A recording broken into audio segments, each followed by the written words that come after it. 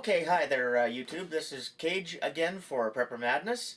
I'm going to do a continuation on the video for trigger control. It's okay. There's a coffee cup in the room.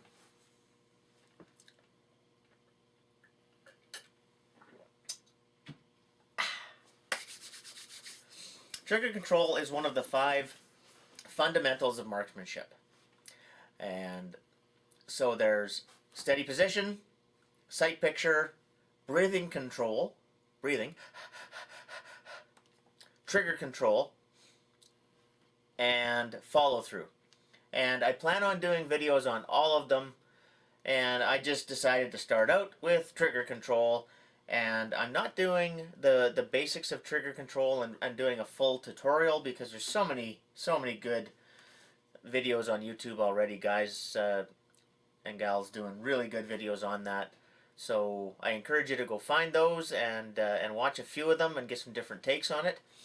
I'm just moving on to a different step that I think, well, it's helped me and I hope it helps you.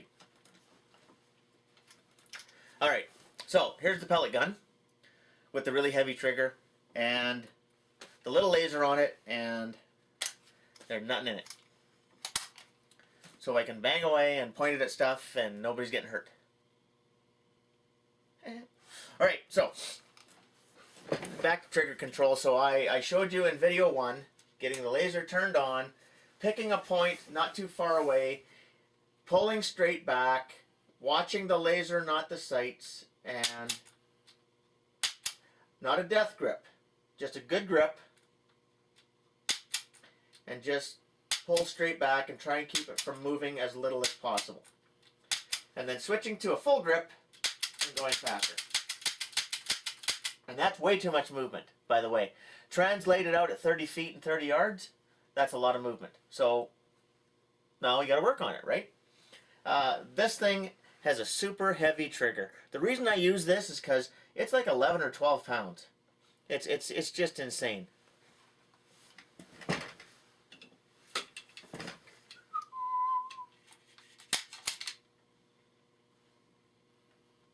It's 11 pounds. That's a really heavy trigger, but I like that for practicing my trigger control. When I get onto an actual firearm, whether it be a handgun or a hunting rifle or a shotgun, things change and I practice with that, with the ammunition, and get better. But my fundamentals and my basic practice and my muscle memory is with something that's hard work. That's why I use this. You can use snap caps in a regular firearm. There's opinions out there that some people believe that with modern firearms you can dry fire safely without hurting them, except for rim fires. The rim, the firing pin still hits the rim, which on a, no brass there, it hits the steel, so it hurts it. You can use snap caps. I do use them from time to time, but again, for me, I prefer this. I do some trigger practice, dry firing, real firearms, my actual guns, with the snap caps. So, okay, so now I'm going to take you to the next step. So in basic trigger control, you learn to use the middle of the front pad of, the fingerprint of your trigger finger, straight on the trigger, centered, pull straight back. Okay, so that was at less than 3 feet so that you could see the laser. And I should be doing this so that, you can see across the room and see the clock. But that's okay. I like to use a clock. It's about 8 inches. And this is zeroed. Okay, the other reason in the first video I didn't have you looking through the sights is because at that range you can't see the laser and the sights at the same time. This laser on this pellet gun is zeroed for 30 feet. If it was a 9mm handgun or a 22 or a 45 or something else, it would be zeroed further out. Now, wherever they're zeroed, that's where you eventually want to get. Now, for me, for this, using about 30 feet, actually it's not, but I'm going to pretend it is, because I actually, for the video, for me to do this, I actually turned the laser up. It's adjustable. And so, I'm going to bring it in close, as if this was a rifle, okay? Because on a rifle or a shotgun, normally your hand would be up here, and your eye would be firing down the sights. Okay, for a handgun, you're stretched out. Now, I'm steadying myself because I'm pretending that I'm on a rifle, which has a longer sight plane. It's a bigger piece of machinery to try and move with just your finger, but the results are the same. You can put a laser on a long gun, and you'll see it move too. So now, if I didn't have this laser, when I look through my sights, I wouldn't see the type of movement that I'm seeing. Okay, so I practice both eyes open, and I've got the sights on the target, the laser on the target. I've got my hands up where it would be on a rifle or a shotgun, and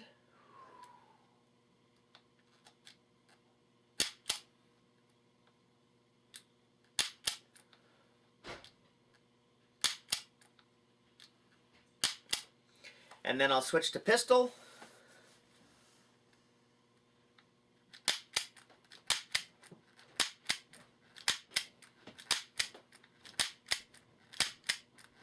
And I'll switch to left.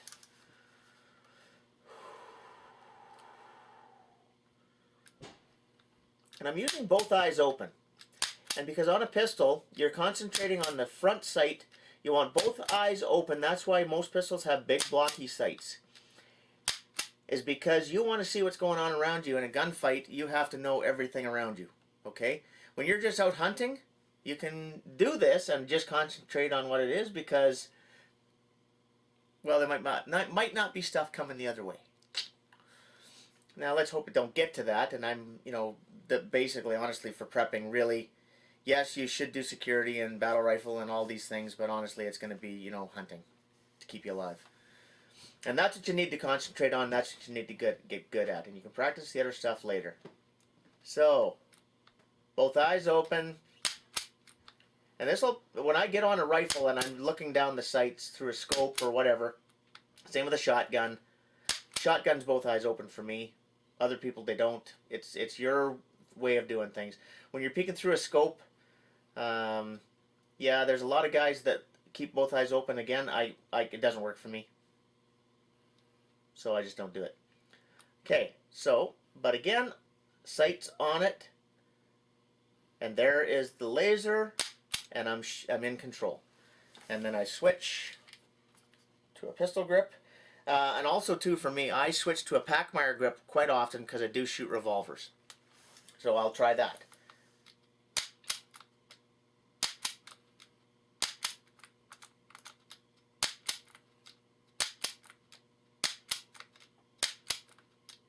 Now, did you notice that I switched my finger? I started out doing a boo-boo. Okay? I had the trigger here, not here. And then I switched because I caught myself. And that's why you practice. And that's why you practice with something that doesn't burn off ammunition. It's my opinion, but I think it works. Okay. So now, you learn muscle memory in a pistol position and a rifle position, and both eyes open, and you're getting used to bringing your front sight up. And if it was a rifle or a shotgun, you'd be finding your sight picture with it, and practice and practice and practice. Then when you get to an actual firearm, now it takes a few shots at the range to get yourself in sequence and just get, clutter out of your head, and then practice, practice, practice. And the reason I like to, again, use the heavy triggered pellet gun with a laser and not burning ammunition is because it's harder to do, there's more muscle memory, and I'm not wasting ammunition, in my opinion. So, hopefully that helps you. It's a trick that I use. It's worked for years. I've done it for a very long time. And when I'm really into things and I'm doing it, I do it quite often. I'll be reloading or doing something or working on a pistol or something, or watching TV. Watching TV, commercial comes on, clock, clock, clock, clock, clock. Hopefully that helps. More videos to come. So please, let us know in the comments what's going on, and things you'd like to see, questions you have, all that kind of stuff. If you like the channel, please subscribe, and we'll keep these videos coming. So thank you very much. I'm Cage for Prepper Madness. See you later.